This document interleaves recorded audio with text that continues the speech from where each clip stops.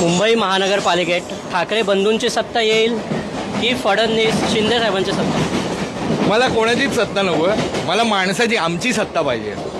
पण ह्यांची कोणाची काय सत्ता असली पाहिजे? हे कोण आहेत? हे माझे रिप्रेझेंटेटिव्ह आहेत ना. मी माझा गाडी चालवणारा माणूस आहे, त्याच्याकडे माझ्यापेक्षा जास्त पैसे आहेत. मी माझं इलेक्ट्रिसिटीचं बिल भरायला दिलं आणि त्याने करोडपती बनला तो.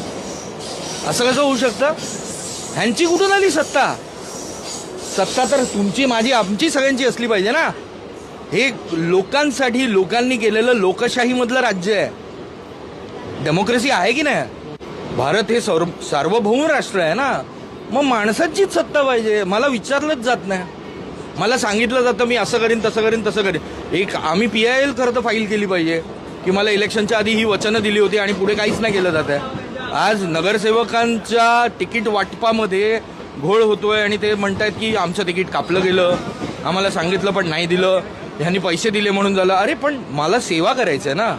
मग सेवा करण्यासाठी मी पैसे देऊन सेवा करतोय, मी भ्रष्टाचार करून करतोय, हे मला कळत नाही. माझा सेवक आहेस ना. मला मुळात 90% लोकांना आपल्या इकडे तुम्ही विचारा ना की नगरसेवकाची कर्तव्य काय आहेत, त्याची उद्दिष्ट काय आहेत, त्यांच्या बैठकांना त्यांना पगार, त्यांना पैसे किती मिळतात, त्यांचं बॅलन्स शीट काय आहे, ते कुठे येतं, कधी येणार, ते लोक बघायला जातात. लोकांना मिळतं का? नगरसेवक का व्हायचे? कशासाठी व्हायचे? या नगराची सेवा करण्यासाठी व्हायचे ना. मला आधी काय सेवा केली ते दाखवा. तुम्ही आता पुढे काय सेवा देणार आहात ते दाखवा.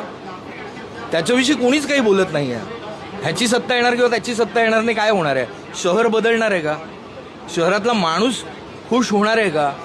जगामध्ये एक सर्वे केला जातो की कोणत्या देशामध्ये जास्त माणसं आनंदी आहेत. आपला नंबर माझ्या मते 148 वगैरे लागतो.